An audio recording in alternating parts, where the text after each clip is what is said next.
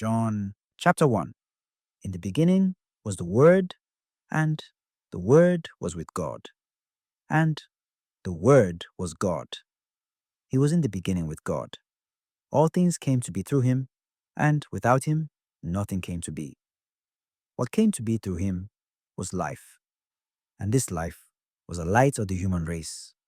The light shines in the darkness, and the darkness has not overcome it.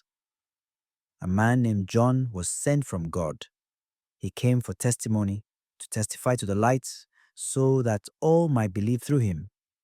He was not the light, but came to testify to the light. The true light, which enlightens everyone, was coming into the world. He was in the world, and the world came to be through him. But the world did not know him. He came to what was his own, but his own people did not accept him. But to those who did accept him, he gave power to become children of God, to those who believe in his name, who were born not by natural generation, nor by human choice, nor by a man's decision, but of God. And the Word became flesh and made his dwelling among us, and we saw his glory, the glory as of the Father's only Son, full of grace and truth. John testified to him and cried out, saying, "This was he of whom I said, 'The one who is coming after me ranks ahead of me because he existed before me.' From his fullness we have all received grace in place of grace. Because while the law was given through Moses, grace and truth came through Yeshua. No one has ever seen God. The only Son, God, who is at the Father's side, has revealed him. And this is a testimony of John. When the Jews from Jerusalem sent priests and Levites to him to ask him, 'Who are you?' he admitted, and did not deny it, but admitted, 'I am not the Messiah.' So they asked him, 'What are you then? Are you Elijah?'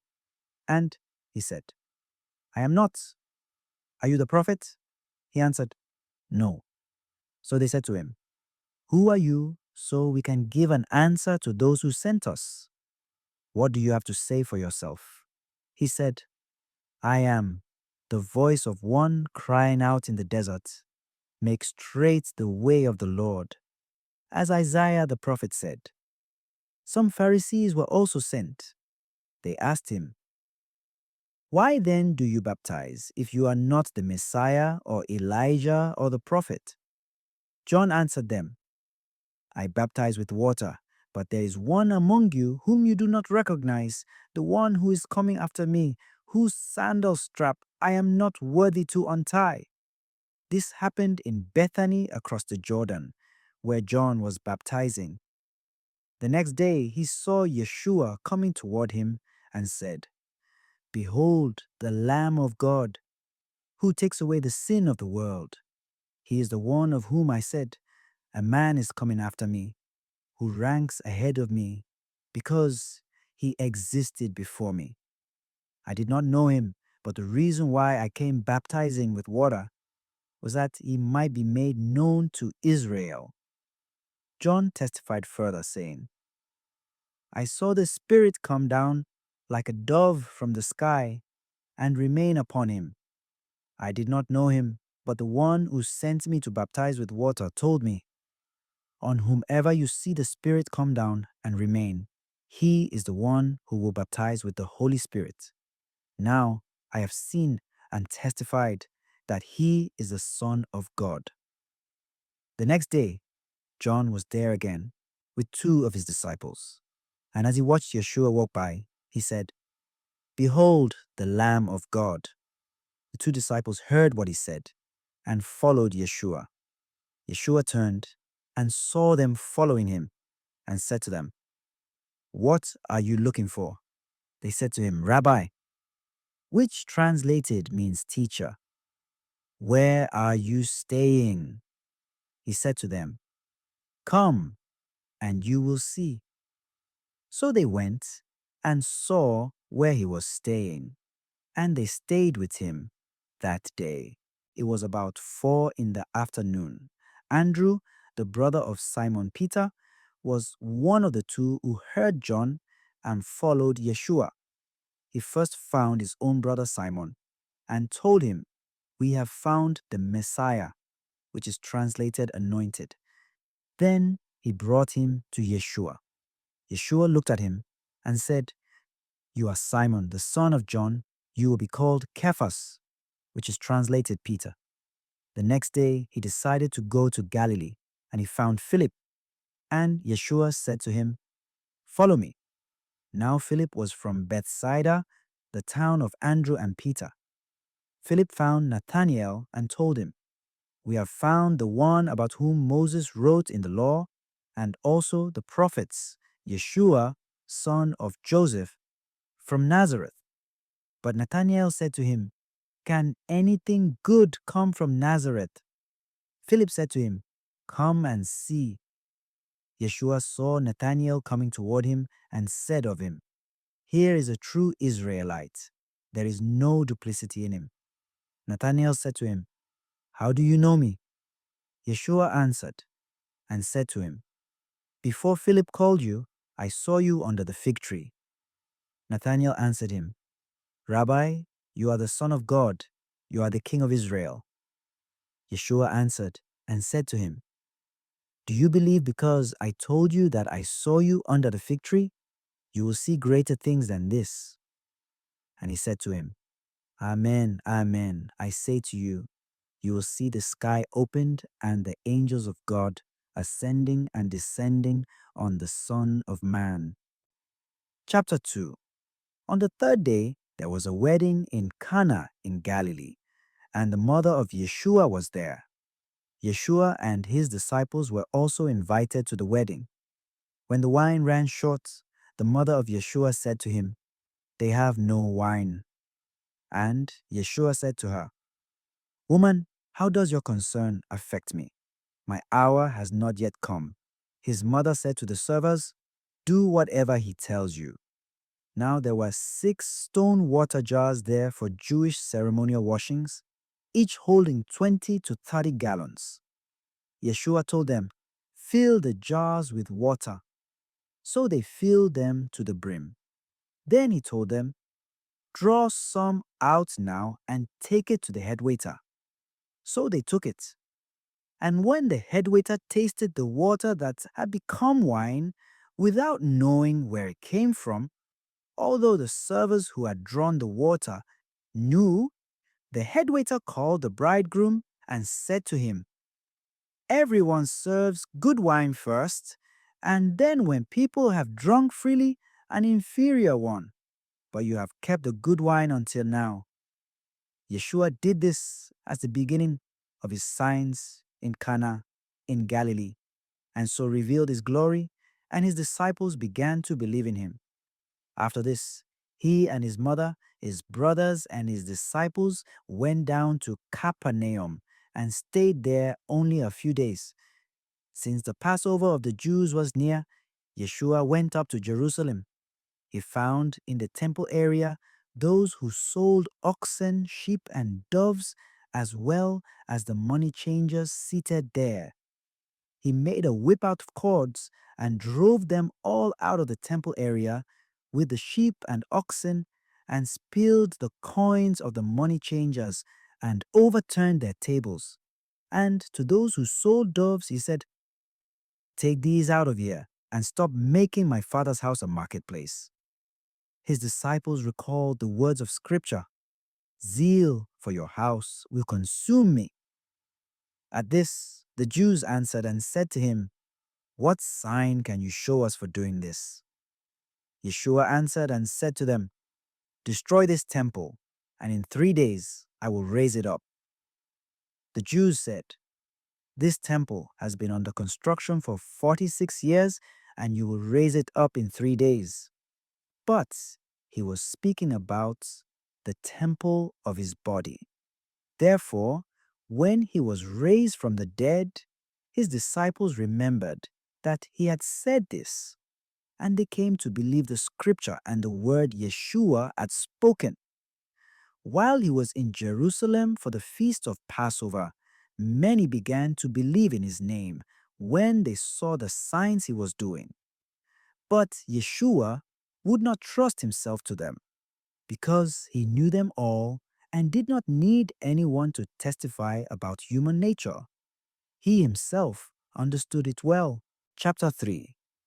Now there was a Pharisee named Nicodemus, a ruler of the Jews. He came to Yeshua at night and said to him, Rabbi, we know that you are a teacher who has come from God, for no one can do the signs that you are doing unless God is with him. Yeshua answered and said to him, Amen, amen, I say to you, no one can see the kingdom of God without being born from above. Nicodemus said to him, How can a person once grown old be born again? Surely he cannot re-enter his mother's womb and be born again, can he? Yeshua answered, Amen, amen, I say to you, no one can enter the kingdom of God without being born of water and spirit. What is born of flesh is flesh, and what is born of spirit is spirit. Do not be amazed that I told you, you must be born from above. The wind blows where it wills, and you can hear the sound it makes, but you do not know where it comes from or where it goes. So it is with everyone who is born of the Spirit. Nicodemus answered and said to him, How can this happen? Yeshua answered and said to him, You are the teacher of Israel, and you do not understand this. Amen, amen. I say to you, we speak of what we know and we testify to what we have seen, but you people do not accept our testimony. If I tell you about earthly things and you do not believe, how will you believe if I tell you about heavenly things? No one has gone up to heaven except the one who has come down from heaven, the Son of Man. And just as Moses lifted up the serpent in the desert, so must the Son of Man be lifted up, so that everyone who believes in him may have eternal life. For God so loved the world that he gave his only Son, so that everyone who believes in him might not perish, but might have eternal life. For God did not send his Son into the world to condemn the world, but that the world might be saved through him. Whoever believes in him will not be condemned, but whoever does not believe has already been condemned, because he has not believed in the name of the only Son of God. And this is the verdict, that the light came into the world, but people preferred darkness to light, because their works were evil. For everyone who does wicked things hates the light and does not come toward the light, so that his works might not be exposed. But whoever lives the truth comes to the light, so that his works may be clearly seen as done in God. After this, Yeshua and his disciples went into the region of Judea, where he spent some time with them baptizing. John was also baptizing in Aenon, near Salim, because there was an abundance of water there, and people came to be baptized, for John had not yet been imprisoned. Now a dispute arose between the disciples of John and a Jew about ceremonial washings. So they came to John and said to him, Rabbi, the one who was with you across the Jordan, to whom you testified, here he is baptizing, and everyone is coming to him. John answered and said, No one can receive anything except what has been given him from heaven. You yourselves can testify that I said that I am not the Messiah, but that I was sent before him. The one who has the bride is the bridegroom. The best man, who stands and listens for him, rejoices greatly at the bridegroom's voice. So this joy of mine has been made complete. He must increase, I must decrease. The one who comes from above is above all. The one who is of the earth is earthly and speaks of earthly things. But the one who comes from heaven is above all. He testifies to what he has seen and heard, but no one accepts his testimony. Whoever does accept his testimony certifies that God is trustworthy. For the one whom God sent speaks the words of God. He does not ration his gift of the Spirit. The Father loves the Son and has given everything over to him. Whoever believes in the Son has eternal life. But whoever disobeys the Son will not see life, but the wrath of God remains upon him. Chapter 4. Now, when Yeshua learned that the Pharisees had heard that Yeshua was making and baptizing more disciples than John, although Yeshua himself was not baptizing, just his disciples, he left Judea and returned to Galilee. He had to pass through Samaria. So he came to a town of Samaria called Sychar, near the plot of land that Jacob had given to his son Joseph. Jacob's well was there. Yeshua, tired from his journey, sat down there at the well. It was about noon. A woman of Samaria came to draw water. Yeshua said to her, "Give me a drink." His disciples had gone into the town to buy food. The Samaritan woman said to him, "How can you, a Jew, ask me, a Samaritan woman, for a drink?" For Jews use nothing in common with Samaritans. Yeshua answered and said to her, "If you knew the gift of God and who is saying to you, 'Give me a drink,' you would have asked him, and he would have given you living water." The woman said to him, "Sir, you do not even have a bucket, and the cistern is deep. Where then can you get this living water? Are you greater than our father Jacob, who gave us this cistern and drank from it himself with his children and his flocks?" Yeshua answered and said to her, "Everyone who drinks this water will be thirsty again, but whoever drinks the water I shall give will never thirst. The water I shall give will become in him a spring of water welling up to eternal life." The woman said to him, "Sir, give me this water so that I may not be thirsty or have to keep coming here to draw water." Yeshua said to her, "Go call your husband and come back." The woman answered and said to him, "I do not have a husband." Yeshua answered her, "You are right in saying, 'I do not have a husband,' for you have had 5 husbands, and the one you have now is not your husband. What you have said is true." The woman said to him, "Sir, I can see that you are a prophet. Our ancestors worshipped on this mountain, but you people say that the place to worship is in Jerusalem." Yeshua said to her, "Believe me, woman, the hour is coming when you will worship the Father neither on this mountain nor in Jerusalem. You people worship what you do not understand. We worship what we understand, because salvation is from the Jews. But the hour is coming and is now here when true worshippers will worship the Father in spirit and truth. And indeed, the Father seeks such people to worship him. God is spirit, and those who worship him must worship in spirit and truth."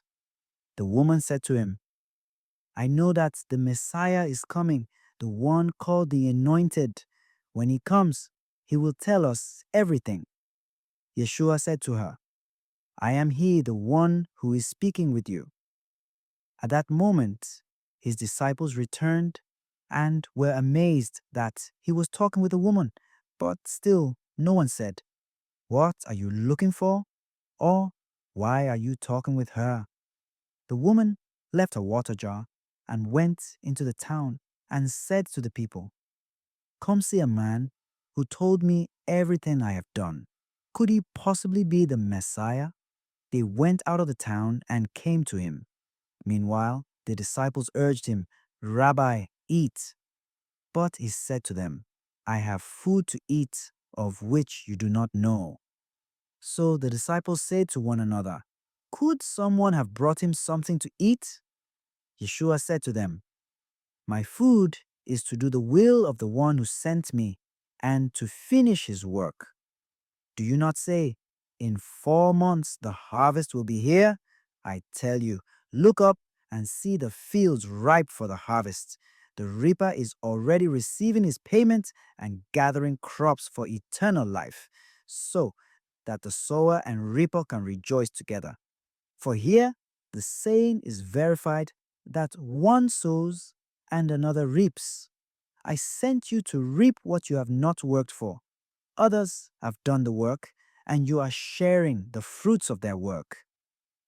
Many of the Samaritans of that town began to believe in him because of the word of the woman who testified, "He told me everything I have done." When the Samaritans came to him, they invited him to stay with them, and he stayed there 2 days. Many more began to believe in him because of his word, and they said to the woman, "We no longer believe because of your word, for we have heard for ourselves, and we know that this is truly the Savior of the world." After the 2 days, he left there for Galilee. For Yeshua himself testified that a prophet has no honor in his native place. When he came into Galilee, the Galileans welcomed him, since they had seen all he had done in Jerusalem at the feast, for they themselves had gone to the feast. Then he returned to Cana in Galilee, where he had made the water wine. Now there was a royal official whose son was ill in Capernaum. When he heard that Yeshua had arrived in Galilee from Judea, he went to him and asked him to come down and heal his son, who was near death. Yeshua said to him, "Unless you people see signs and wonders, you will not believe."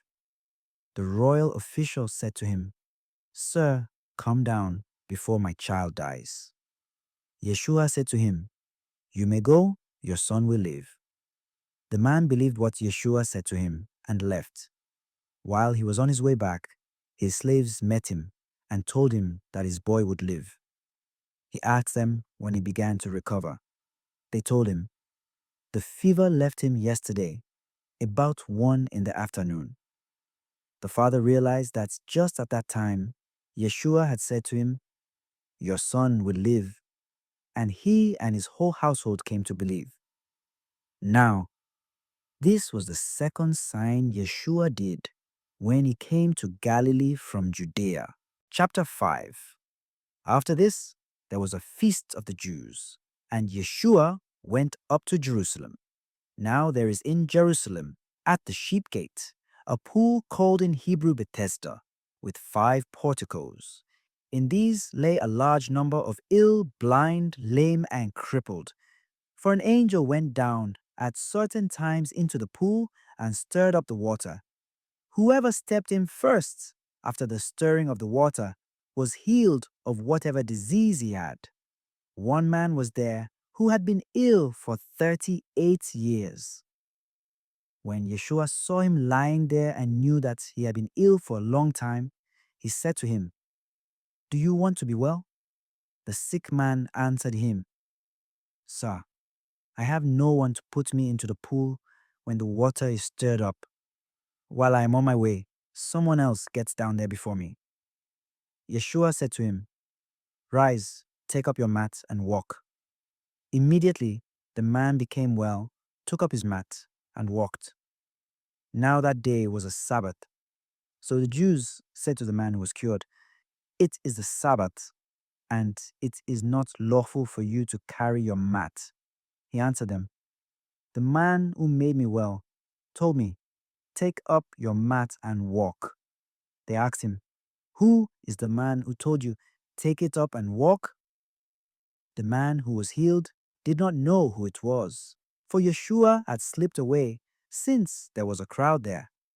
After this, Yeshua found him in the temple area and said to him, "Look, you are well. Do not sin anymore, so that nothing worse may happen to you." The man went and told the Jews that Yeshua was the one who had made him well. Therefore, the Jews began to persecute Yeshua because he did this on a Sabbath. But Yeshua answered them, "My Father is at work until now, so I am at work." For this reason, the Jews tried all the more to kill him, because he not only broke the Sabbath, but he also called God his own Father, making himself equal to God. Yeshua answered and said to them, Amen, amen, I say to you, a son cannot do anything on his own, but only what he sees his father doing. For what he does, his son will do also. For the Father loves his Son and shows him everything that he himself does.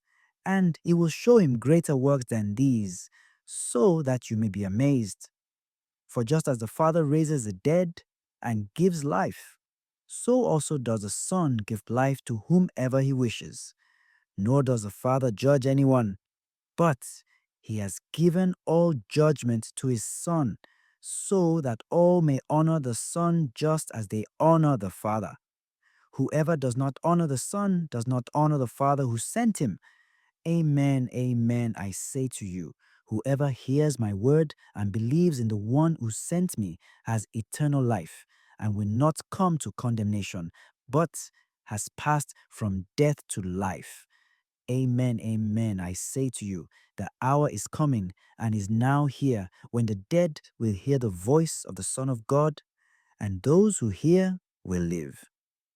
For just as the Father has life in himself, so also he gave to his Son the possession of life in himself. And he gave him power to exercise judgment, because he is the Son of Man. Do not be amazed at this, because the hour is coming in which all who are in the tombs will hear his voice and will come out, those who have done good deeds to the resurrection of life, but those who have done wicked deeds to the resurrection of condemnation. I cannot do anything on my own. I judge as I hear, and my judgment is just, because I do not seek my own will, but the will of the one who sent me. If I testify on my own behalf, my testimony cannot be verified. But there is another who testifies on my behalf, and I know that the testimony he gives on my behalf is true. You sent emissaries to John, and he testified to the truth. I do not accept testimony from a human being, but I say this so that you may be saved. He was a burning and shining lamp, and for a while you were content to rejoice in his light. But I have testimony greater than John's. The works that the Father gave me to accomplish, these works that I perform, testify on my behalf that the Father has sent me. Moreover, the Father who sent me has testified on my behalf. But you have never heard his voice, nor seen his form, and you do not have his word remaining in you, because you do not believe in the one whom he has sent. You search the scriptures, because you think you have eternal life through them. Even they testify on my behalf. But you do not want to come to me to have life. I do not accept human praise. Moreover, I know that you do not have the love of God in you. I came in the name of my Father, but you do not accept me. Yet, if another comes in his own name, you will accept him. How can you believe when you accept praise from one another and do not seek the praise that comes from the only God? Do not think that I will accuse you before the Father. The one who will accuse you is Moses, in whom you have placed your hope. For if you had believed Moses, you would have believed me, because he wrote about me. But if you do not believe his writings, how will you believe my words? Chapter 6. After this, Yeshua went across the Sea of Galilee of Tiberias. A large crowd followed him because they saw the signs he was performing on the sick. Yeshua went up on the mountain, and there he sat down with his disciples. The Jewish feast of Passover was near. When Yeshua raised his eyes and saw that a large crowd was coming to him, he said to Philip, "Where can we buy enough food for them to eat?" He said this to test him, because he himself knew what he was going to do. When Philip answered him, 200 days' wages worth of food would not be enough for each of them to have a little bit. One of his disciples, Andrew, the brother of Simon Peter, said to him, "There is a boy here who has 5 barley loaves and 2 fish. But what good are these for so many?" Yeshua said, "Have the people recline." Now there was a great deal of grass in that place. So the men reclined, about 5,000 in number. Then Yeshua took the loaves, gave thanks, and distributed them to those who were reclining, and also as much of the fish as they wanted. When they had had their fill, he said to his disciples, "Gather the fragments left over, so that nothing will be wasted." So they collected them and filled 12 wicker baskets with fragments from the 5 barley loaves that had been more than they could eat. When the people saw the sign he had done, they said, "This is truly the prophet, the one who is to come into the world." Since Yeshua knew that they were going to come and carry him off to make him king, he withdrew again to the mountain alone. When it was evening, his disciples went down to the sea, embarked in a boat, and went across the sea to Capernaum. It had already grown dark, and Yeshua had not yet come to them. The sea was stirred up because a strong wind was blowing. When they had rowed about 3 or 4 miles, they saw Yeshua walking on the sea and coming near the boat, and they began to be afraid. But he said to them, "It is I, do not be afraid." They wanted to take him into the boats, but the boats immediately arrived at the shore to which they were heading. The next day, the crowd that remained across the sea saw that there had been only one boat there, and that Yeshua had not gone along with his disciples in the boats, but only his disciples had left. Other boats came from Tiberias, near the place where they had eaten the bread when the Lord gave thanks. When the crowd saw that neither Yeshua nor his disciples were there, they themselves got into boats and came to Capernaum looking for Yeshua. And when they found him across the sea, they said to him, "Rabbi, when did you get here?" Yeshua answered them and said, "Amen, amen. I say to you, you are looking for me, not because you saw signs, but because you ate the loaves and were filled. Do not work for food that perishes, but for the food that endures for eternal life, which the Son of Man will give you. For on him the Father God has set his seal." So they said to him, "What can we do to accomplish the works of God?" Yeshua answered and said to them, "This is the work of God, that you believe in the one he sent." So they said to him, "What sign can you do, that we may see and believe in you? What can you do? Our ancestors ate manna in the desert, as it is written, He gave them bread from heaven to eat." So Yeshua said to them, "Amen, amen, I say to you, it was not Moses who gave the bread from heaven. My Father gives you the true bread from heaven. For the bread of God is that which comes down from heaven and gives life to the world." So they said to him, "Sir, give us this bread always." Yeshua said to them, "I am the bread of life. Whoever comes to me will never hunger, and whoever believes in me will never thirst. But I told you that, although you have seen me, you do not believe. Everything that the Father gives me will come to me, and I will not reject anyone who comes to me, because I came down from heaven not to do my own will, but the will of the one who sent me. And this is the will of the one who sent me, that I should not lose anything of what he gave me, but that I should raise it on the last day. For this is the will of my Father, that everyone who sees the Son and believes in him may have eternal life, and I shall raise him on the last day. The Jews murmured about him because he said, I am the bread that came down from heaven. And they said, Is this not Yeshua, the son of Joseph? Do we not know his father and mother? Then, how can he say, I have come down from heaven? Yeshua answered and said to them, Stop murmuring among yourselves.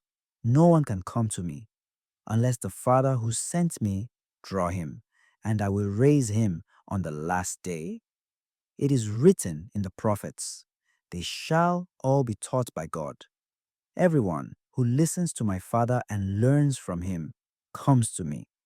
Not that anyone has seen the Father except the one who is from God. He has seen the Father. Amen, amen. I say to you, whoever believes has eternal life. I am the bread of life. Your ancestors ate the manna in the desert, but they died. This is the bread that comes down from heaven so that one may eat it and not die. I am the living bread that came down from heaven. Whoever eats this bread will live forever. And the bread that I will give is my flesh for the life of the world. The Jews quarreled among themselves, saying, How can this man give us his flesh to eat? Yeshua said to them, Amen, amen, I say to you, unless you eat the flesh of the Son of Man and drink his blood, you do not have life within you. Whoever eats my flesh and drinks my blood has eternal life, and I will raise him on the last day. For my flesh is true food, and my blood is true drink. Whoever eats my flesh and drinks my blood remains in me, and I in him.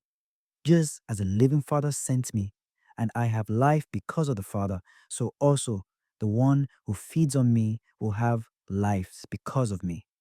This is the bread that came down from heaven. Unlike your ancestors who ate and still died, whoever eats this bread will live forever. These things he said while teaching in the synagogue in Capernaum. Then many of his disciples who were listening said, This saying is hard. Who can accept it? Since Yeshua knew that his disciples were murmuring about this, he said to them, Does this shock you? What if you were to see the Son of Man ascending to where he was before? It is the Spirit that gives life, while the flesh is of no avail. The words I have spoken to you are spirit and life. But there are some of you who do not believe. Yeshua knew from the beginning the ones who would not believe and the one who would betray him. And he said, For this reason, I have told you that no one can come to me unless it is granted him by my Father.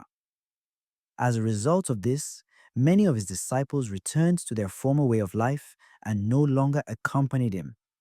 Yeshua then said to the 12, Do you also want to leave? Simon Peter answered him, Master, to whom shall we go? You have the words of eternal life. We have come to believe and are convinced that you are the Holy One of God. Yeshua answered them, Did I not choose you 12? Yet is not one of you a devil. He was referring to Judas, son of Simon the Iscariot. It was he who would betray him, one of the 12. Chapter 7. After this, Yeshua moved about within Galilee, but he did not wish to travel in Judea because the Jews were trying to kill him. But the Jewish Feast of Tabernacles was near. So his brothers said to him, Leave here and go to Judea so that your disciples also may see the works you are doing. No one works in secret if he wants to be known publicly. If you do these things, manifest yourself to the world. For his brothers did not believe in him. So Yeshua said to them, My time is not yet here, but the time is always right for you. The world cannot hate you, but it hates me, because I testify to it that its works are evil. You go up to the feast. I am not going up to this feast, because my time has not yet been fulfilled. After he had said this, he stayed on in Galilee. But when his brothers had gone up to the feast, he himself also went up, not openly, but, as it were, in secret. The Jews were looking for him at the feast and saying, "Where is he?" And there was considerable murmuring about him in the crowds. Some said, "He is a good man," while others said, "No, on the contrary, he misleads the crowd." Still, no one spoke openly about him because they were afraid of the Jews. When the feast was already half over, Yeshua went up into the temple area and began to teach. The Jews were amazed and said, "How does he know Scripture without having studied?" Yeshua answered them and said, "My teaching is not my own, but is from the one who sent me. Whoever chooses to do his will shall know whether my teaching is from God or whether I speak on my own. Whoever speaks on his own seeks his own glory. But whoever seeks the glory of the one who sent him is truthful, and there is no wrong in him. Did not Moses give you the law? Yet none of you keeps the law. Why are you trying to kill me?" The crowd answered, "You are possessed. Who is trying to kill you?" Yeshua answered and said to them, "I performed one work, and all of you are amazed because of it. Moses gave you circumcision, not that it came from Moses, but rather from the patriarchs, and you circumcise a man on the Sabbath. If a man can receive circumcision on a Sabbath so that the law of Moses may not be broken, are you angry with me because I made a whole person well on a Sabbath? Stop judging by appearances, but judge justly." So some of the inhabitants of Jerusalem said, "Is he not the one they are trying to kill? And look, he is speaking openly, and they say nothing to him. Could the authorities have realized that he is the Messiah? But we know where he is from. When the Messiah comes, no one will know where he is from." So Yeshua cried out in the temple area as he was teaching and said, "You know me and also know where I am from. Yet I did not come on my own, but the one who sent me, whom you do not know, is true. I know him because I am from him, and he sent me." So they tried to arrest him, but no one laid a hand upon him because his hour had not yet come. But many of the crowd began to believe in him and said, "When the Messiah comes, will he perform more signs than this man has done?" The Pharisees heard the crowd murmuring about him to this effect, and the chief priests and the Pharisees sent guards to arrest him. So Yeshua said, "I will be with you only a little while longer, and then I will go to the one who sent me. You will look for me, but not find me, and where I am you cannot come." So the Jews said to one another, "Where is he going, that we will not find him?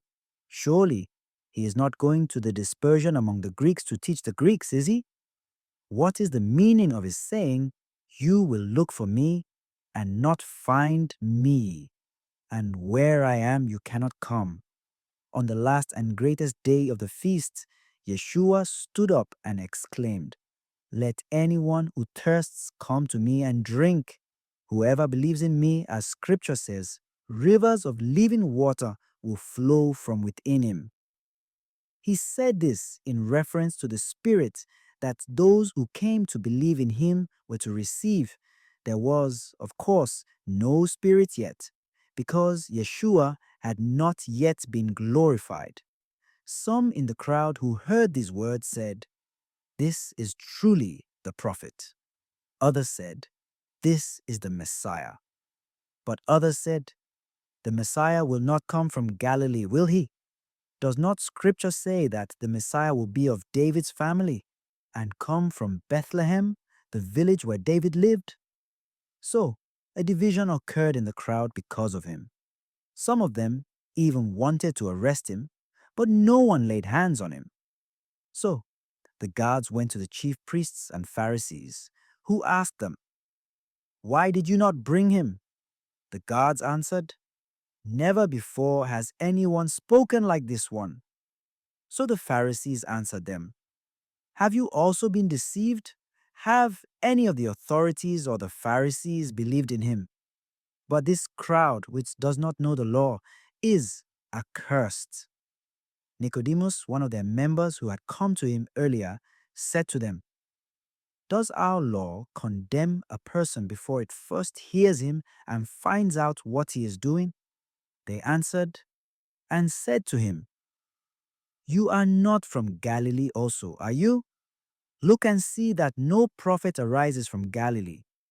Then each went to his own house. Chapter 8. While Yeshua went to the Mount of Olives, but early in the morning he arrived again in the temple area, and all the people started coming to him, and he sat down and taught them. Then the scribes and the Pharisees brought a woman who had been caught in adultery and made her stand in the middle.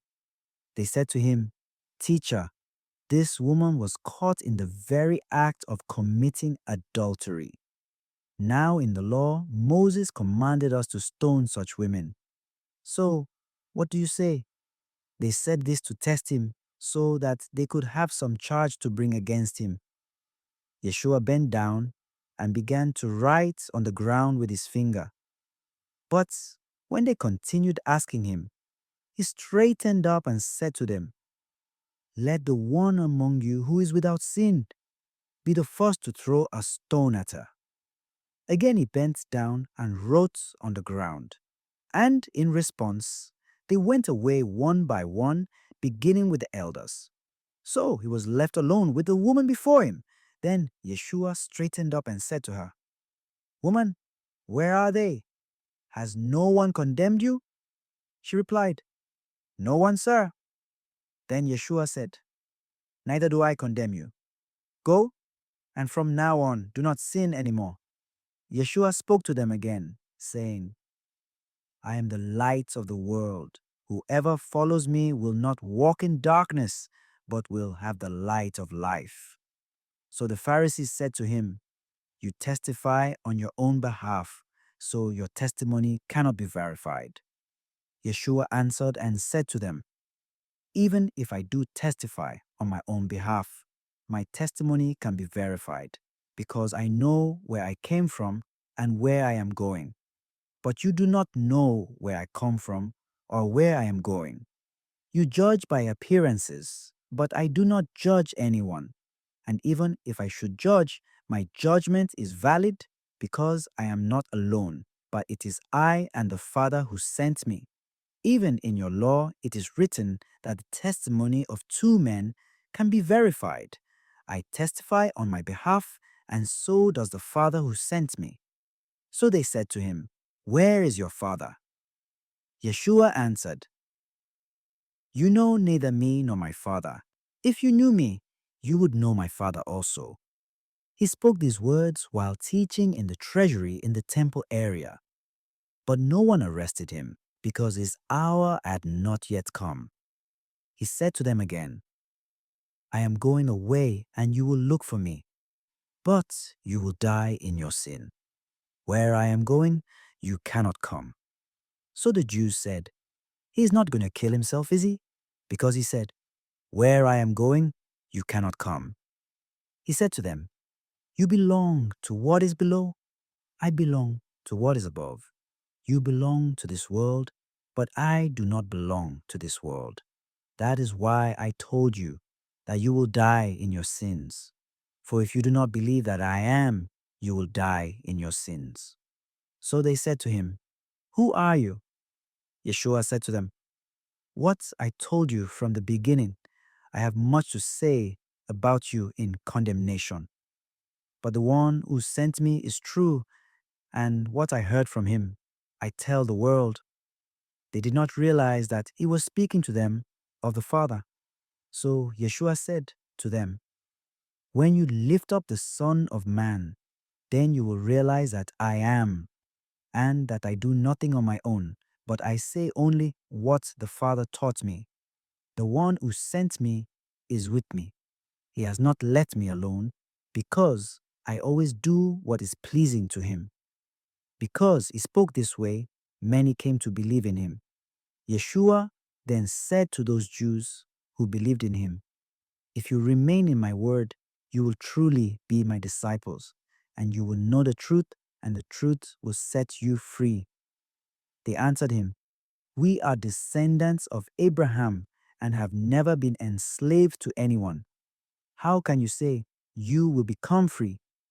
Yeshua answered them, "Amen, amen, I say to you, everyone who commits sin is a slave of sin. A slave does not remain in a household forever, but a son always remains. So if a son frees you, then you will truly be free. I know that you are descendants of Abraham, but you are trying to kill me because my word has no room among you. I tell you what I have seen in the Father's presence. Then do what you have heard from the Father." They answered and said to him, "Our father is Abraham." Yeshua said to them, "If you were Abraham's children, you would be doing the works of Abraham. But now you are trying to kill me, a man who has told you the truths that I heard from God. Abraham did not do this. You are doing the works of your father." So they said to him, "We are not illegitimate. We have one Father, God." Yeshua said to them, "If God were your Father, you would love me, for I came from God, and am here. I did not come on my own, but He sent me. Why do you not understand what I am saying? Because you cannot bear to hear my word.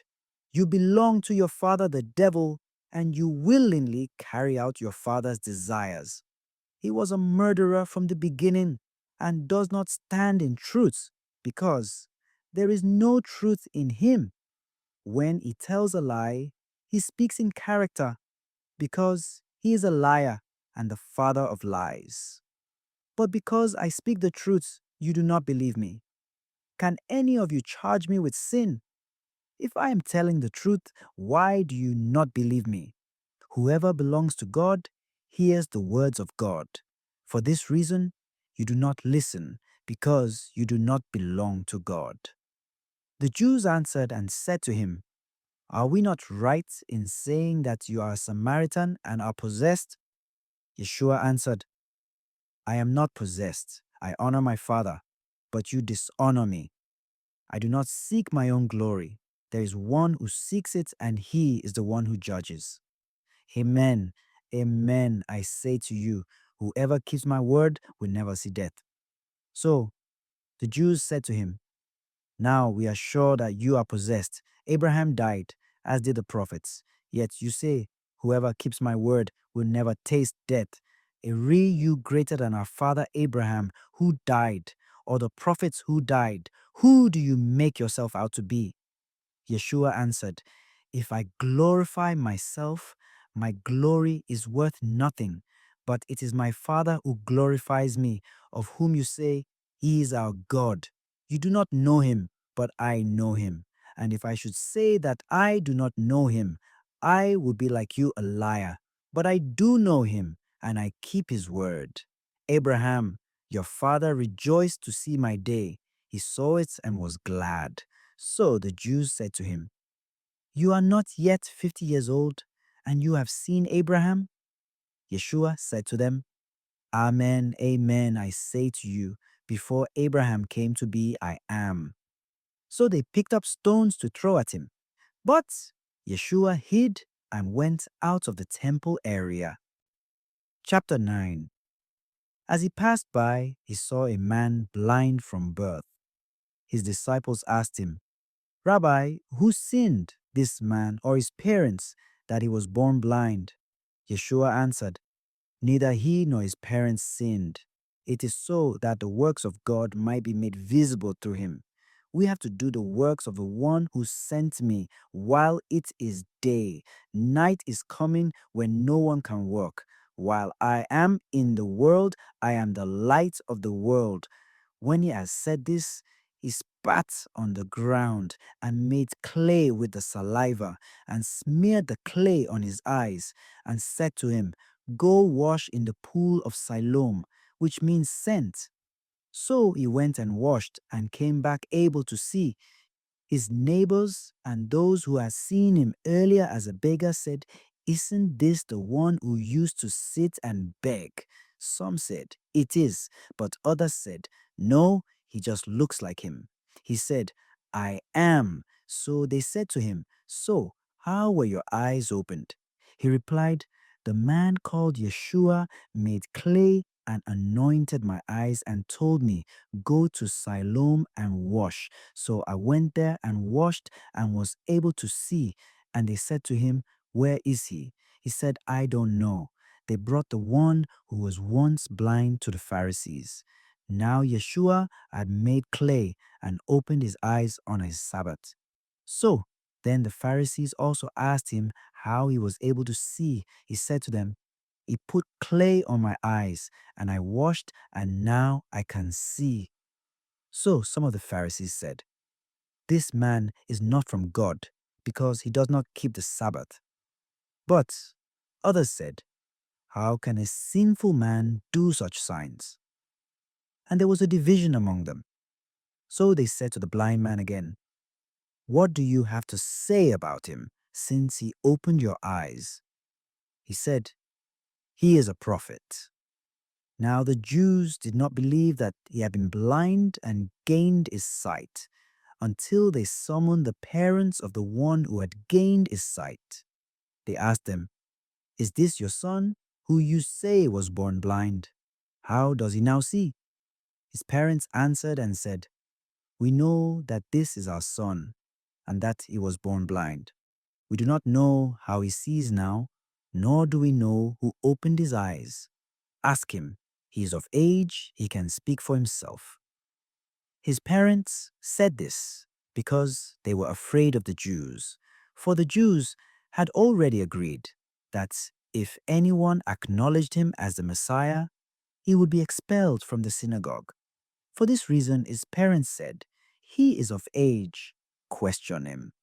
So a second time they called the man who had been blind and said to him, Give God the praise. We know that this man is a sinner. He replied, If he is a sinner, I do not know. One thing I do know is that I was blind, and now I see. So they said to him, What did he do to you? How did he open your eyes?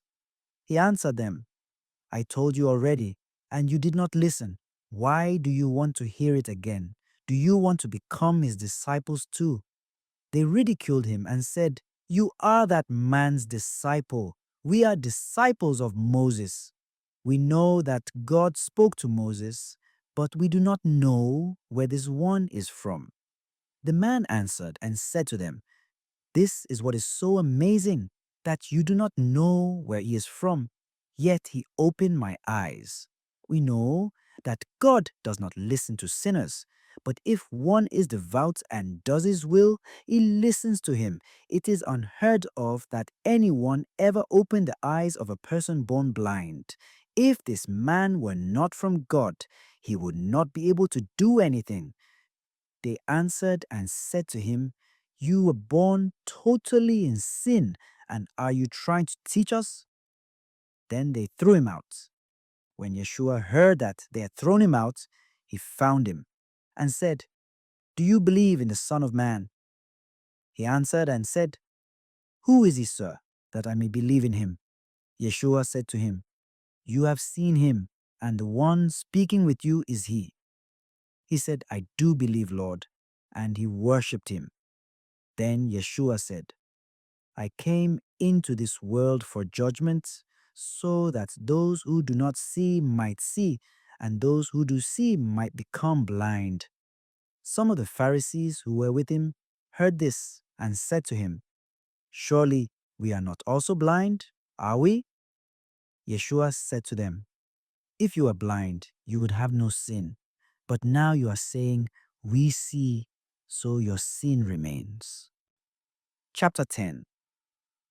Amen, amen, I say to you, whoever does not enter a sheepfold through the gates but climbs over elsewhere is a thief and a robber. But whoever enters through the gates is the shepherd of the sheep. The gatekeeper opens it for him, and the sheep hear his voice, as he calls his own sheep by name and leads them out. When he has driven out all his own, he walks ahead of them, and the sheep follow him, because they recognize his voice. But they will not follow a stranger. They will run away from him because they do not recognize the voice of strangers. Although Yeshua used this figure of speech, they did not realize what he was trying to tell them. So Yeshua said again, Amen, amen, I say to you, I am the gate for the sheep. All who came before me are thieves and robbers, but the sheep did not listen to them. I am the gate. Whoever enters through me will be saved and will come in and go out and find pasture.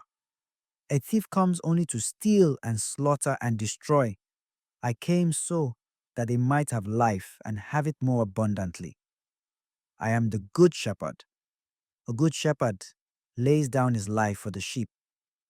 A hired man who is not a shepherd and whose sheep are not his own sees a wolf coming and leaves the sheep and runs away, and the wolf catches and scatters them.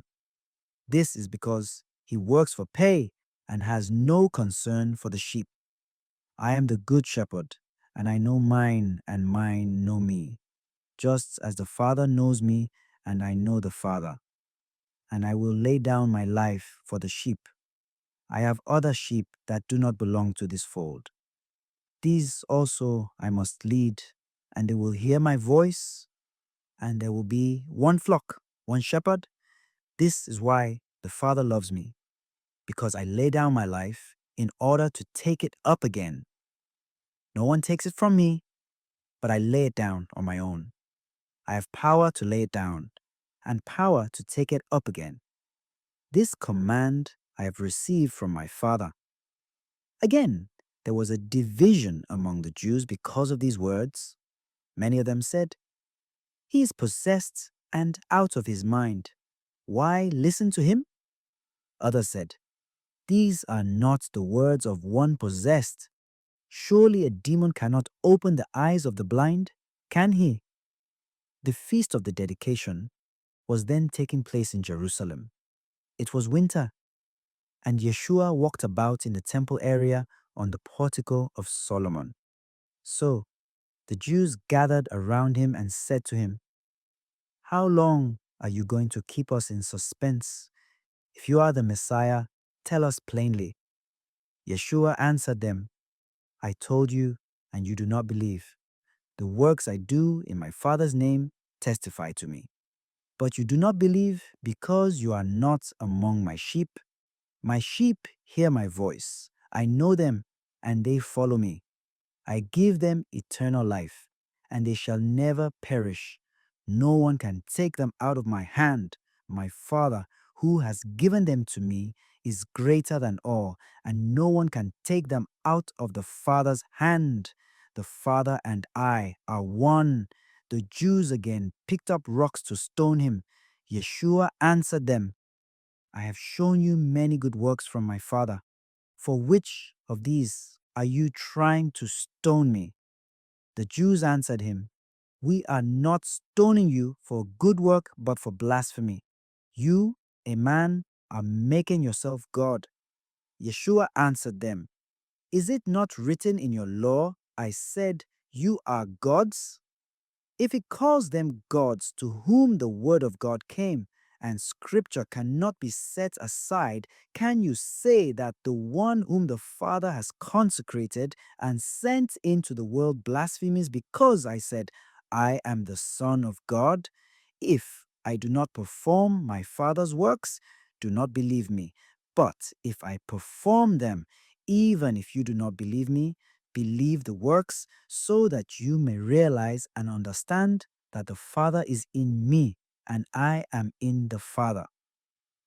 Then they tried again to arrest him, but he escaped from their power. He went back across the Jordan to the place where John first baptized, and there he remained. Many came to him and said, John performed no sign, but everything John said about this man was true, and many there began to believe in him. Chapter 11. Now a man was ill, Lazarus from Bethany, the village of Mary and her sister Martha. Mary was the one who had anointed the Lord with perfumed oil and dried his feet with her hair. It was her brother Lazarus who was ill. So the sisters sent word to him saying, Master, the one you love is ill. When Yeshua heard this, he said, This illness is not to end in death, but is for the glory of God, and that the Son of God may be glorified through it. Now, Yeshua loved Martha and her sister and Lazarus, so when he heard that he was ill, he remained for 2 days in the place where he was. Then after this, he said to his disciples, Let us go back to Judea. The disciples said to him, Rabbi, the Jews were just trying to stone you, and you want to go back there. Yeshua answered, Are there not 12 hours in a day?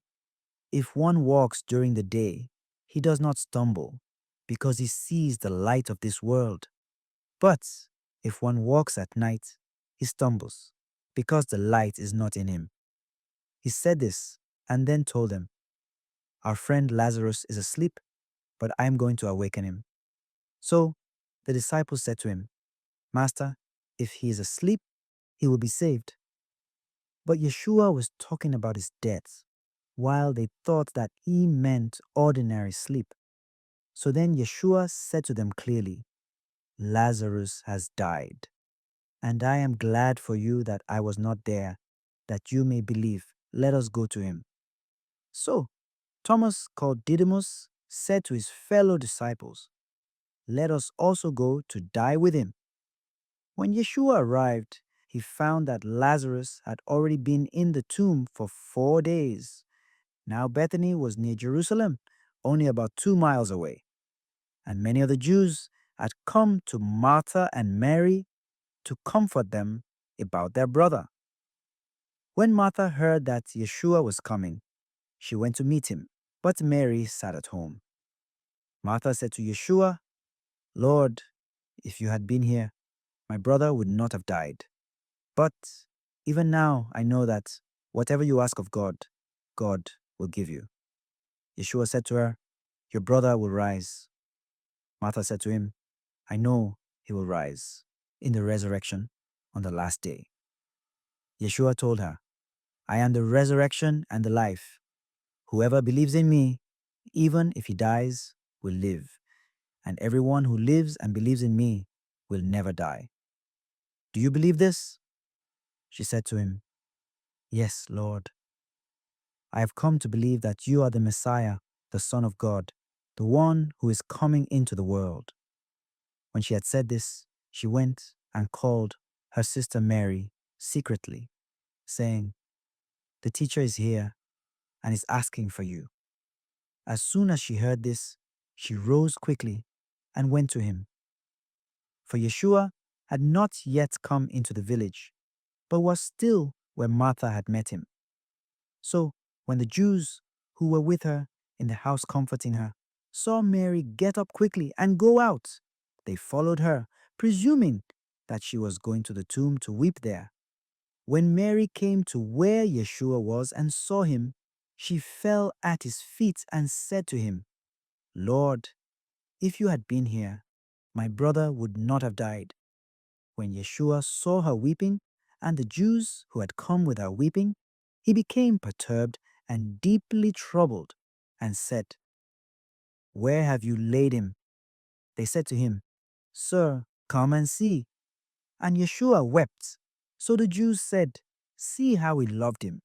But some of them said, Could not the one who opened the eyes of the blind man have done something so that this man would not have died? So Yeshua, perturbed again, came to the tomb. It was a cave, and a stone lay across it. Yeshua said, take away the stone." Martha, the dead man's sister, said to him, "Lord, by now there will be a stench. He has been dead for 4 days." Yeshua said to her, "Did I not tell you that if you believe you will see the glory of God?" So they took away the stone. And Yeshua raised his eyes and said, "Father, I thank you for hearing me. I know that you always hear me, but because of the crowd here, I have said this, that they may believe that you sent me." And when he had said this, he cried out in a loud voice, "Lazarus, come out!" The dead man came out, tied hand and foot with burial bands, and his face was wrapped in a cloth. So Yeshua said to them, "Untie him and let him go." Now, many of the Jews who had come to Mary and seen what he had done began to believe in him. But some of them went to the Pharisees and told them what Yeshua had done. So the chief priests and the Pharisees convened the Sanhedrin and said, "What are we going to do? This man is performing many signs. If we leave him alone, all will believe in him, and the Romans will come and take away both our land and our nation." But one of them, Caiaphas, who was high priest that year, said to them, "You know nothing, nor do you consider that it is better for you that one man should die instead of the people, so that the whole nation may not perish."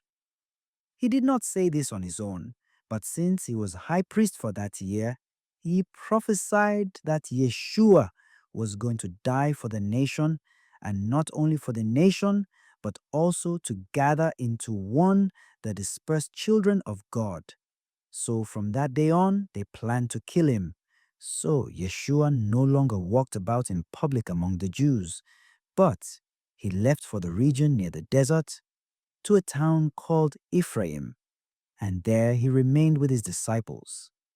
Now the Passover of the Jews was near, and many went up from the country to Jerusalem before Passover to purify themselves. They looked for Yeshua and said to one another as they were in the temple area, "What do you think? That he will not come to the feast?" For the chief priests and the Pharisees had given orders that if anyone knew where he was, he should inform them so that they might arrest him. Chapter 12. 6 days before Passover, Yeshua came to Bethany, where Lazarus was, whom Yeshua had raised from the dead. They gave a dinner for him there, and Martha served, while Lazarus was one of those reclining at table with him. Mary took a liter of costly perfumed oil made from genuine aromatic nard and anointed the feet of Yeshua and dried them with her hair. The house was filled with the fragrance of the oil. Then Judas the Iscariot, one of his disciples and the one who would betray him, said, "Why was this oil not sold for 300 days' wages and given to the poor?" He said this not because he cared about the poor, but because he was a thief and held a money bag and used to steal the contributions. So Yeshua said, "Leave her alone. Let her keep this for the day of my burial. You always have the poor with you, but you do not always have me." This large crowd of the Jews found out that he was there and came not only because of Yeshua, but also to see Lazarus, whom he had raised from the dead. And the chief priests plotted to kill Lazarus too, because many of the Jews were turning away and believing in Yeshua because of him. On the next day, when the great crowd that had come to the feast heard that Yeshua was coming to Jerusalem, they took palm branches and went out to meet him and cried out, "Hosanna! Blessed is he who comes in the name of the Lord, even the King of Israel." Yeshua found an ass and sat upon it, as is written, "Fear no more, O daughter Zion. See, your king comes, seated upon an ass's colt." His disciples did not understand this at first, But when Yeshua had been glorified, they remembered that these things were written about him and that they had done this for him. So the crowd that was with him when he called Lazarus from the tomb and raised him from death continued to testify. This was also why the crowd went to meet him, because they heard that he had done this sign. So the Pharisees said to one another, "You see that you are gaining nothing. Look, the whole world has gone after him." Now there were some Greeks among those who had come up to worship at the feast. They came to Philip, who was from Bethsaida in Galilee, and asked him, "Sir, we would like to see Yeshua." Philip went and told Andrew. Then Andrew and Philip went and told Yeshua. Yeshua answered them, "The hour has come for the Son of Man to be glorified. Amen, amen, I say to you, unless a grain of wheat falls to the ground and dies, it remains just a grain of wheat. But if it dies, it produces much fruit. Whoever loves his life loses it, and whoever hates his life in this world will preserve it for eternal life. Whoever serves me must follow me, and where I am, there also will my servants be. The Father will honor whoever serves me. I am troubled now. Yet what should I say? Father, save me from this hour. But it was for this purpose that I came to this hour. Father, glorify your name. Then a voice came from heaven. I have glorified it and will glorify it again. The crowd there heard it and said it was thunder. But others said, an angel has spoken to him. Yeshua answered and said, this voice did not come for my sake, but for yours. Now is the time of judgment on this world. Now the ruler of this world will be driven out. And when I am lifted up from the earth, I will draw everyone to myself. He said this, indicating the kind of death he would die. So the crowd answered him, we have heard from the law that the Messiah remains forever. Then how can you say that the Son of Man must be lifted up? Who is this Son of Man? Yeshua said to them, the light will be among you only a little while. Walk while you have the light, so that darkness may not overcome you. Whoever walks in the dark does not know where he is going. While you have the light, believe in the light, so that you may become children of the light. After he had said this, Yeshua left and hid from them. Although he had performed so many signs in their presence, they did not believe in him, in order that the word which Isaiah the prophet spoke might be fulfilled. Lord, who has believed our preaching? To whom has the might of the Lord been revealed? For this reason they could not believe, because again Isaiah said, he blinded their eyes and hardened their heart, so that they might not see with their eyes and understand with their heart and be converted, and I would heal them. Isaiah said this because he saw his glory and spoke about him. Nevertheless, many, even among the authorities, believed in him. But because of the Pharisees, they did not acknowledge it openly, in order not to be expelled from the synagogue. For they preferred human praise to the glory of God. Yeshua cried out and said, whoever believes in me believes not only in me, but also in the one who sent me. And whoever sees me sees the one who sent me.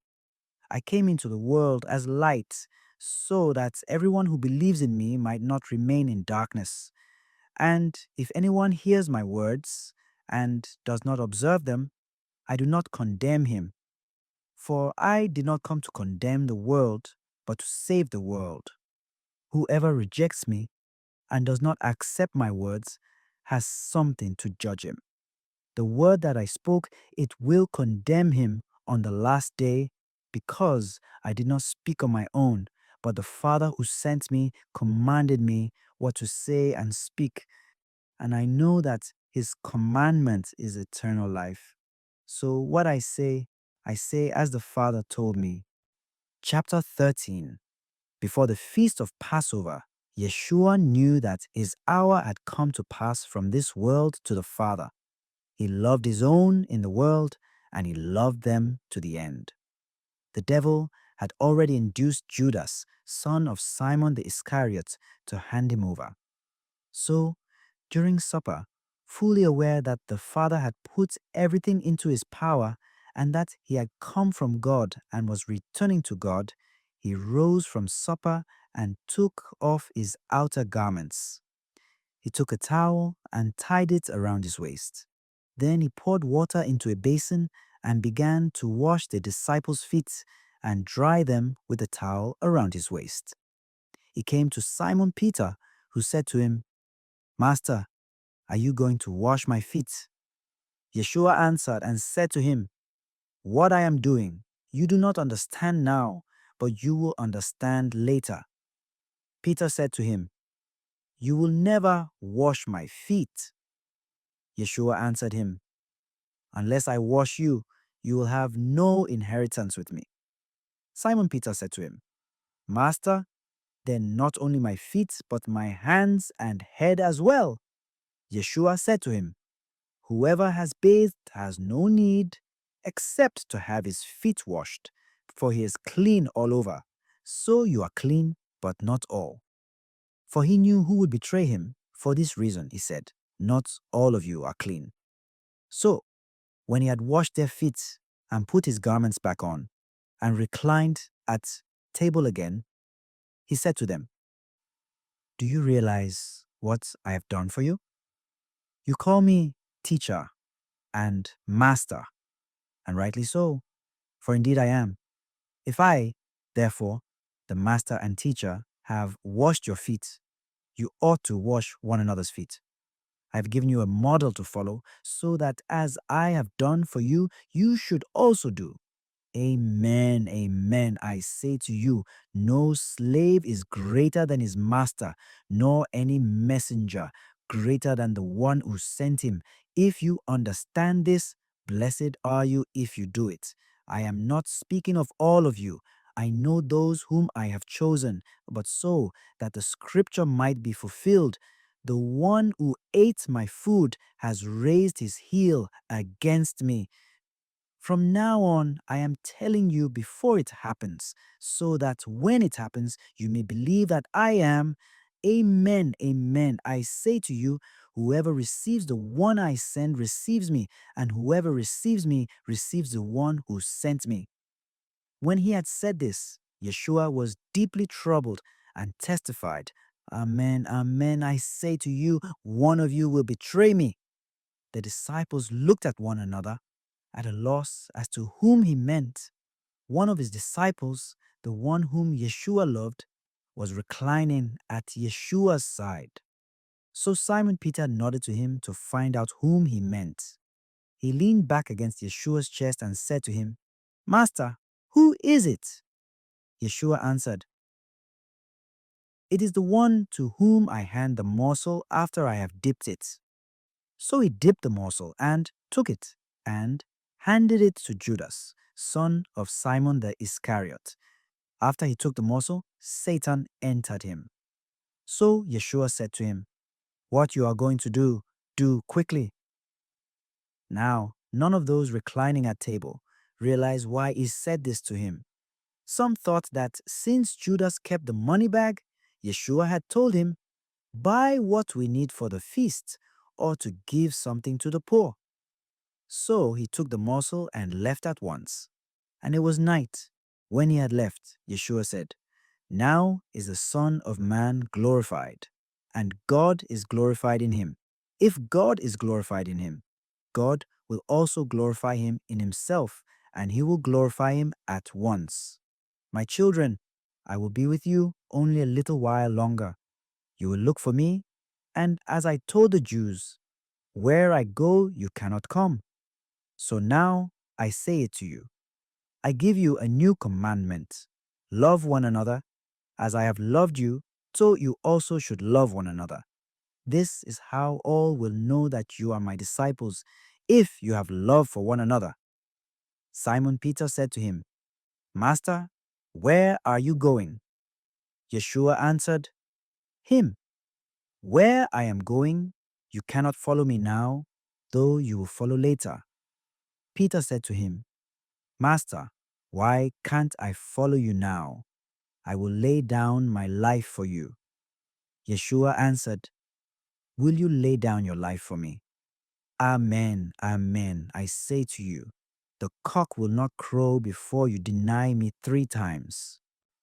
Chapter 14. Do not let your hearts be troubled. You have faith in God, have faith also in me.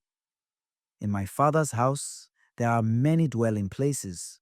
If there were not, would I have told you that I am going to prepare a place for you? And if I go and prepare a place for you, I will come back again and take you to myself, so that where I am, you also may be. Where I am going, you know the way. Thomas said to him, Master, we do not know where you're going. How can we know the way?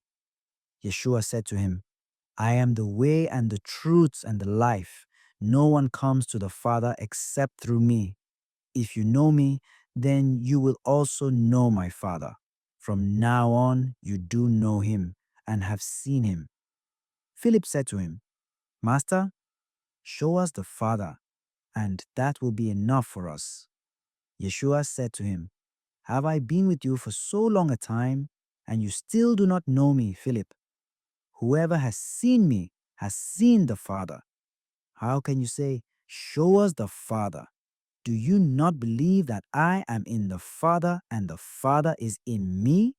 The words that I speak to you, I do not speak on my own. The Father who dwells in me is doing his works. Believe me that I'm in the Father and the Father is in me, or else believe because of the works themselves. Amen, amen, I say to you, whoever believes in me will do the works that I do and will do greater ones than these, because I am going to the Father. And whatever you ask in my name, I will do, so that the Father may be glorified in the Son. If you ask anything of me in my name, I will do it. If you love me, you will keep my commandments, and I will ask the Father, and he will give you another advocate to be with you always, the Spirit of truth, which the world cannot accept, because it neither sees nor knows it. But you know it, because it remains with you and will be in you. I will not leave you orphans. I will come to you. In a little while the world will no longer see me, but you will see me, because I live and you will live. On that day, you will realize that I am in my Father, and you are in me, and I in you. Whoever has my commandments and observes them is the one who loves me, and whoever loves me will be loved by my Father, and I will love him and reveal myself to him. Judas, not the Iscariot, said to him, Master, then what happened that you will reveal yourself to us and not to the world? Yeshua answered and said to him, Whoever loves me will keep my word, and my Father will love him, and we will come to him and make our dwelling with him. Whoever does not love me does not keep my words. Yet the word you hear is not mine, but that of the Father who sent me. I have told you this while I am with you. The Advocate, the Holy Spirit that the Father will send in my name. He will teach you everything and remind you of all that I told you. Peace I leave with you, my peace I give to you. Not as the world gives do I give it to you. Do not let your hearts be troubled or afraid. You heard me tell you, I am going away and I will come back to you. If you loved me, you would rejoice that I am going to the Father, for the Father is greater than I. And now I have told you this before it happens, so that when it happens, you may believe. I will no longer speak much with you, for the ruler of the world is coming. He has no power over me, but the world must know that I love the Father and that I do just as the Father has commanded me. Get up, let us go. Chapter 15. I am the true vine, and my Father is the vine grower. He takes away every branch in me that does not bear fruit, and every one that does, he prunes so that it bears more fruit. You are already pruned because of the word that I spoke to you. Remain in me as I remain in you. Just as a branch cannot bear fruit on its own unless it remains on the vine, so neither can you unless you remain in me. I am the vine, you are the branches. Whoever remains in me and I in him will bear much fruit, because without me you can do nothing. Anyone who does not remain in me will be thrown out like a branch and wither. People will gather them and throw them into a fire, and they will be burned.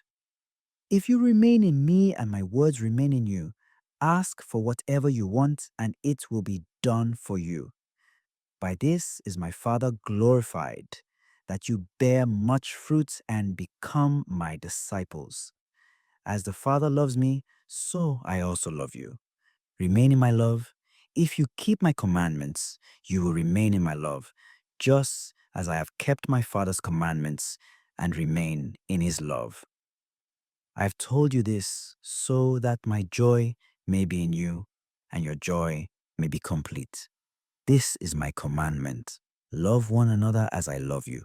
No one has greater love than this, to lay down one's life for one's friends. You are my friends if you do what I command you. I no longer call you slaves, because a slave does not know what his master is doing. I have called you friends, because I have told you everything I have heard from my Father. It was not you who chose me, but I who chose you and appointed you to go and bear fruit that will remain, so that whatever you ask the Father in my name, he may give you.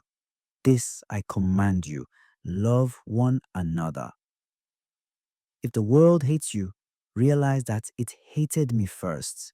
If you belong to the world would love its own. But because you do not belong to the world, and I have chosen you out of the world hates you. Remember the word I spoke to you. No slave is greater than his master. If they persecuted me, they will also persecute you. If they kept my word, they will also keep yours. And they will do all these things to you on account of my name, because they do not know the one who sent me. If I had not come and spoken to them, they would have no sin. But as it is, they have no excuse for their sin. Whoever hates me also hates my Father. If I had not done works among them that no one else ever did, they would not have sinned. But as it is, they have seen and hated both me and my Father. But in order that the word written in their law might be fulfilled, they hated me without cause. When the advocate comes, whom I will send you from the Father, the Spirit of truth that proceeds from the Father, he will testify to me. And you also testify, because you have been with me from the beginning. Chapter 16. I have told you this so that you may not fall away. They will expel you from the synagogues. In fact, the hour is coming when everyone who kills you will think he is offering worship to God. They will do this because they have not known either the Father or me. I have told you this so that when their hour comes, you may remember that I told you. I did not tell you this from the beginning, because I was with you. But now I am going to the one who sent me. And not one of you asked me, where are you going? But because I told you this, grief has filled your hearts. But I tell you the truth, it is better for you that I go. For if I do not go, the advocate will not come to you. But if I go, I will send him to you. And when he comes, he will convict the world in regard to sin and righteousness and condemnation. Sin, because they do not believe in me; righteousness, because I am going to the Father, and you will no longer see me; condemnation, because the ruler of this world has been condemned. I have much more to tell you, but you cannot bear it now. But when he comes, the Spirit of truth, he will guide you to all truth. He will not speak on his own, but he will speak what he hears and will declare to you the things that are coming. He will glorify me because he will take from what is mine and declare it to you. Everything that the Father has is mine. For this reason, I told you that he will take from what is mine and declare it to you. A little while, and you will no longer see me. And again, a little while later, and you will see me. So some of his disciples said to one another, what does this mean? That he is saying to us, a little while, and you will not see me.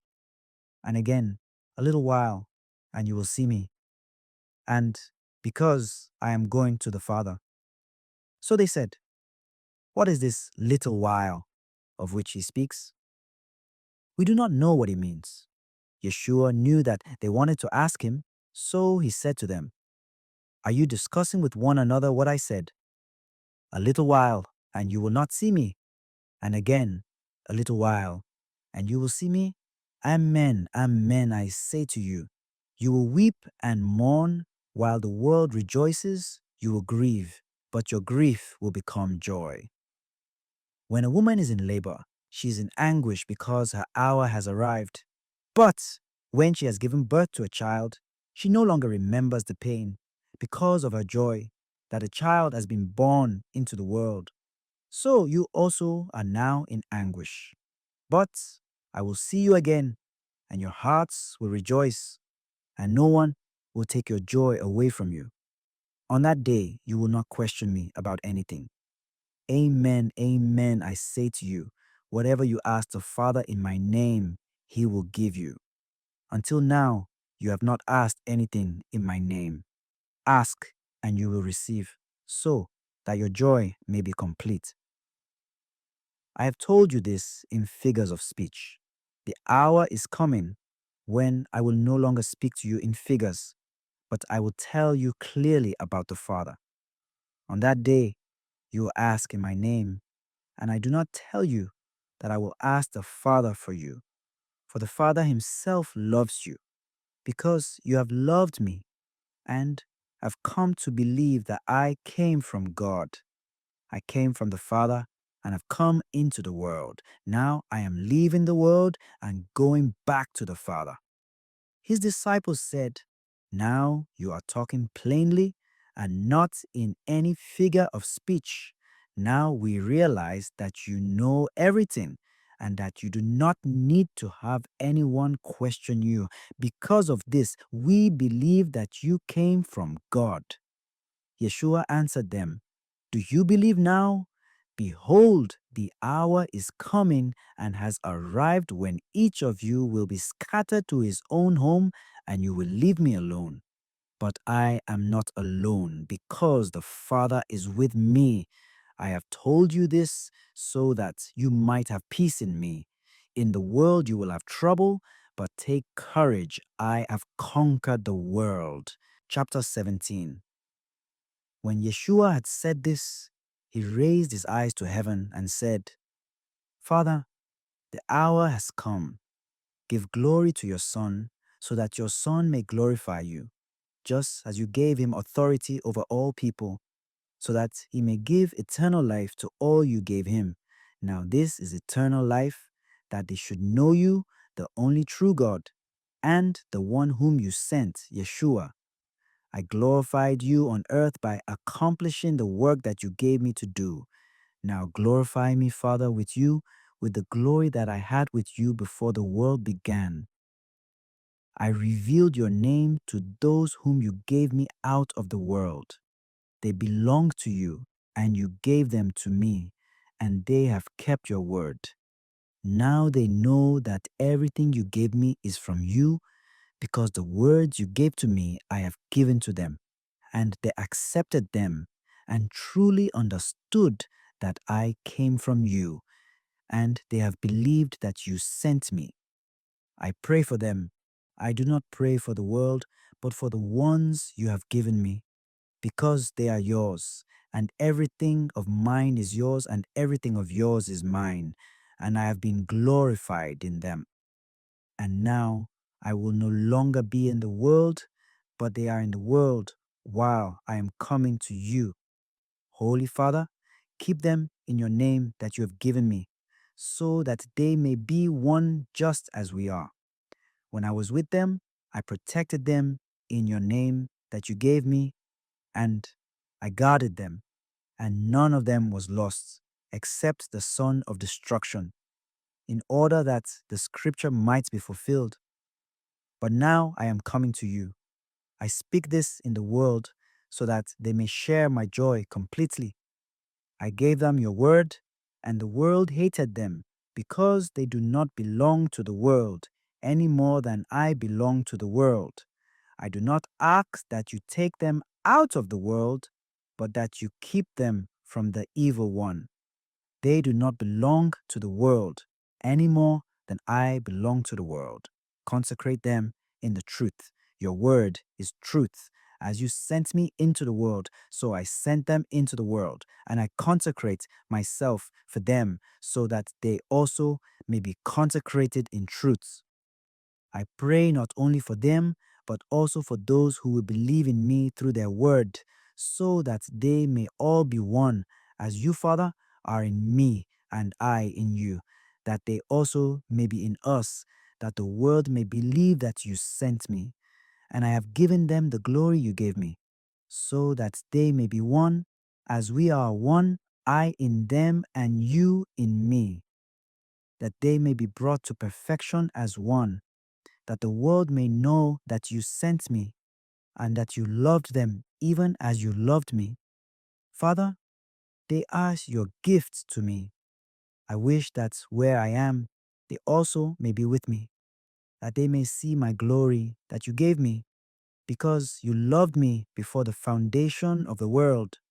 Righteous Father, the world also does not know you, but I know you, and they know that you sent me. I made known to them your name, and I will make it known, that the love with which you loved me may be in them, and I in them. Chapter 18. When he had said this, Yeshua went out with his disciples across the Kidron Valley to where there was a garden, into which he and his disciples entered. Judas, his betrayer, also knew the place, because Yeshua had often met there with his disciples. So Judas got a band of soldiers and guards from the chief priests and the Pharisees, and went there with lanterns, torches, and weapons. Yeshua, knowing everything that was going to happen to him, went out and said to them, "Whom are you looking for?" They answered him, "Yeshua the Nazarene." He said to them, "I am." Judas, his betrayer, was also with them. When he said to them, "I am," they turned away and fell to the ground. So he again asked them, "Whom are you looking for?" They said, "Yeshua the Nazarene." Yeshua answered, "I told you that I am. So if you're looking for me, let these men go." This was to fulfill what he had said, "I have not lost any of those you gave me." Then Simon Peter, who had a sword, drew it, struck the high priest's slave, and cut off his right ear. The slave's name was Malchus. Yeshua said to Peter, "Put your sword into its scabbard. Shall I not drink the cup that the Father gave me?" So the band of soldiers, the tribune, and the Jewish guards seized Yeshua, bound him, and brought him to Annas first. He was the father-in-law of Caiaphas, who was high priest that year. It was Caiaphas who had counseled the Jews that it was better that one man should die rather than the people. Simon Peter and another disciple followed Yeshua. Now the other disciple was known to the high priest, and he entered the courtyard of the high priest with Yeshua. But Peter stood at the gate outside. So the other disciple, the acquaintance of the high priest, went out and spoke to the gatekeeper and brought Peter in. Then the maid, who was a gatekeeper, said to Peter, "You are not one of this man's disciples, are you?" He said, "I am not." Now the slaves and the guards were standing around a charcoal fire that they had made because it was cold, and they were warming themselves. Peter was also standing there, keeping warm. The high priest questioned Yeshua about his disciples and about his doctrine. Yeshua answered him, "I have spoken publicly to the world. I have always taught in a synagogue or in the temple area where all the Jews gather, and in secret I have said nothing. Why ask me?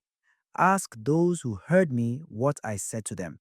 They know what I said." When he had said this, one of the temple guards standing there struck Yeshua and said, "Is this the way you answer the high priest?" Yeshua answered him, "If I have spoken wrongly, testify to the wrong. But if I have spoken rightly, why do you strike me?" Then Annas sent him bound to Caiaphas the high priest. Now Simon Peter was standing there keeping warm, and they said to him, "You are not one of his disciples, are you?" He denied it and said, "I am not." One of the slaves of the high priest, a relative of the one whose ear Peter had cut off, said, "Didn't I see you in a garden with him?" Again Peter denied it, and immediately the cock crowed. Then they brought Yeshua from Caiaphas to the praetorium. It was morning, and they themselves did not enter the praetorium in order not to be defiled so that they could eat the Passover. So Pilate came out to them and said, "What charge do you bring against this man?" They answered and said to him, "If he were not a criminal, we would not have handed him over to you." At this, Pilate said to them, "Take him yourselves and judge him according to your law."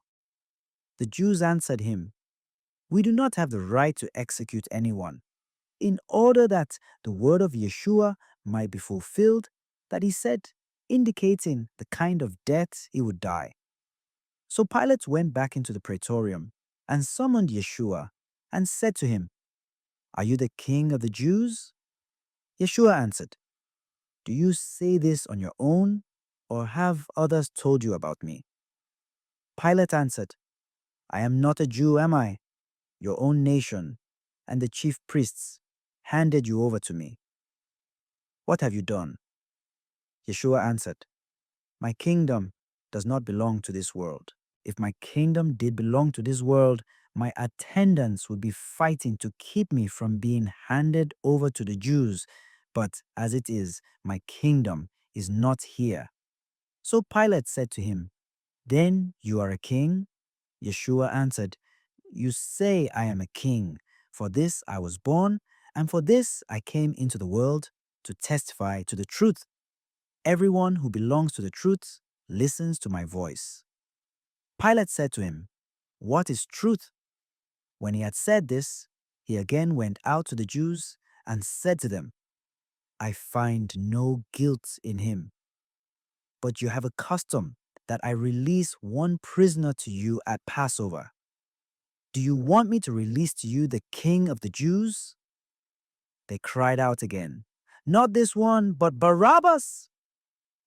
Now Barabbas was a revolutionary. Chapter 19. Then Pilate took Yeshua and had him scourged. And the soldiers wove a crown out of thorns and placed it on his head, and clothed him in a purple cloak. And they came to him and said, "Hail, King of the Jews!" And they struck him repeatedly. Once more Pilate went out and said to them, "Look, I am bringing him out to you so that you may know that I find no guilt in him."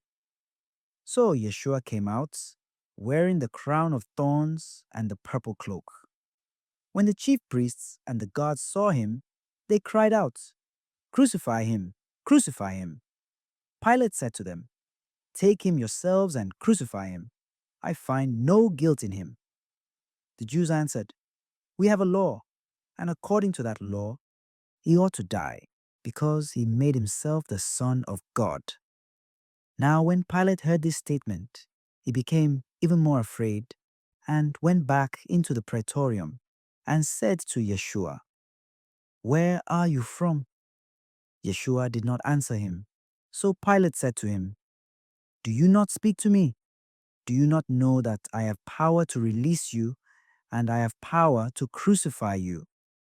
Yeshua answered him, "You would have no power over me if it had not been given to you from above.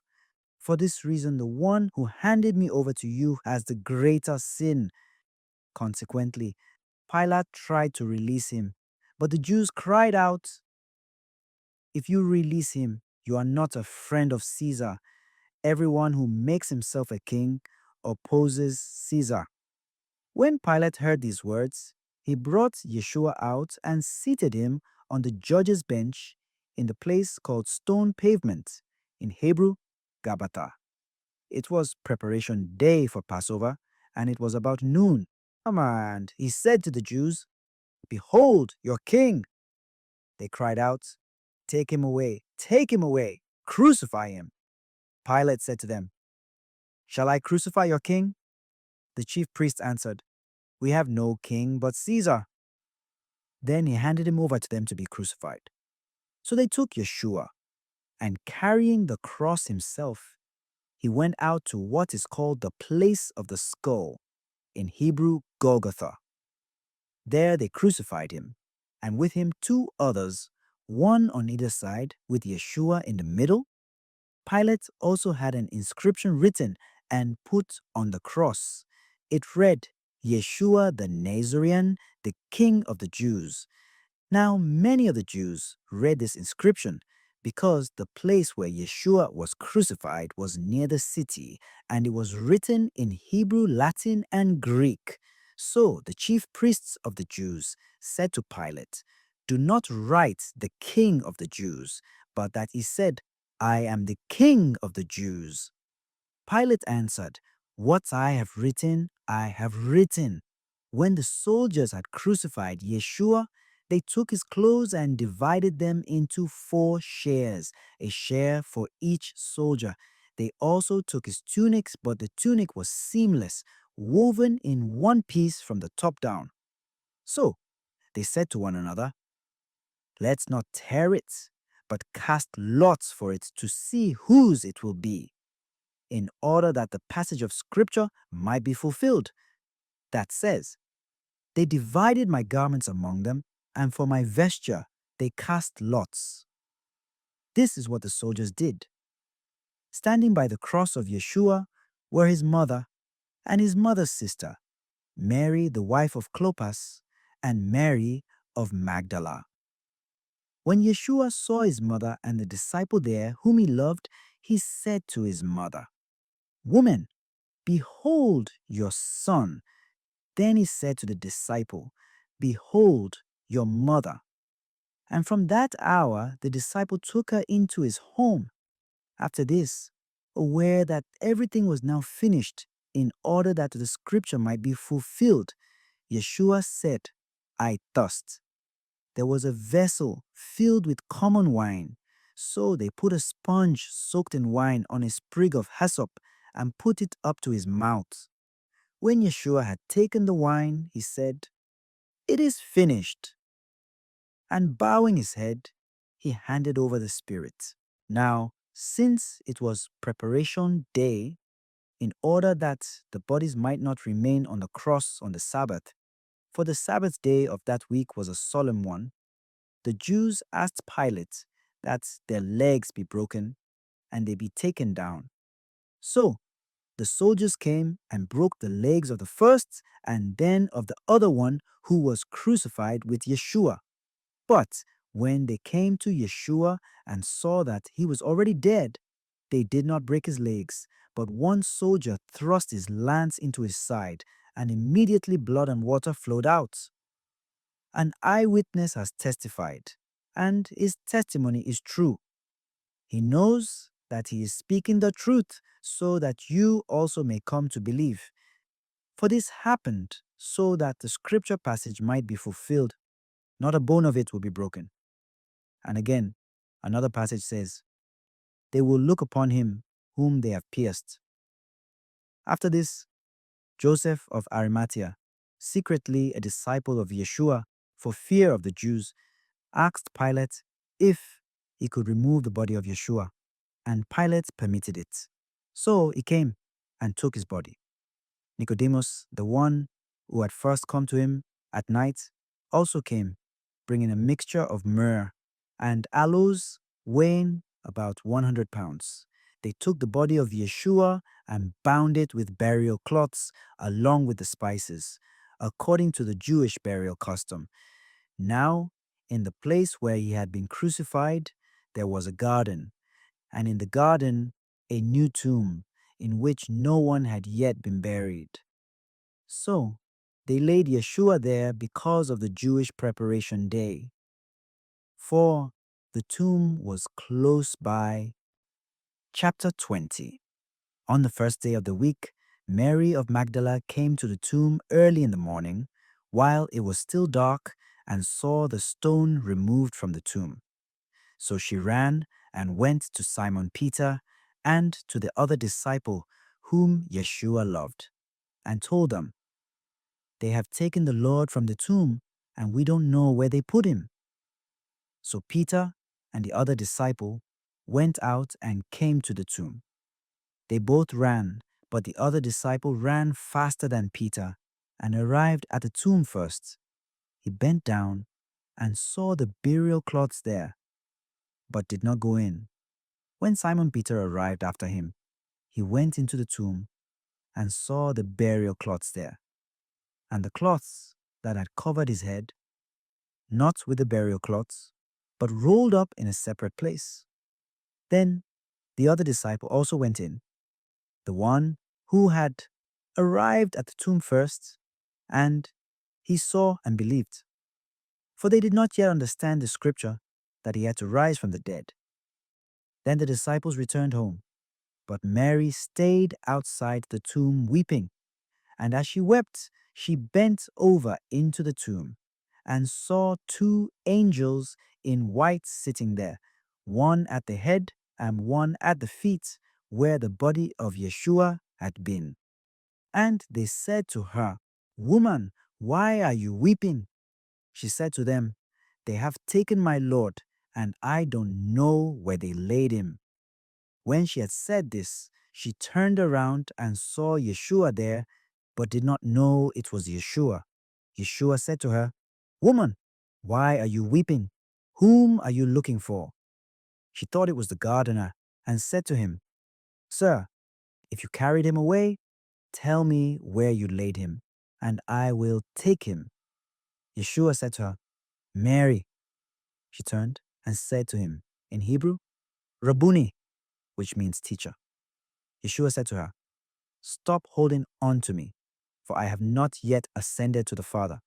But go to my brothers and tell them, I am going to my Father and your Father, to my God and your God. Mary of Magdala went and announced to the disciples, I have seen the Lord, and what he told her. On the evening of that first day of the week, when the doors were locked where the disciples were, for fear of the Jews, Yeshua came and stood in their midst and said to them, Peace be with you.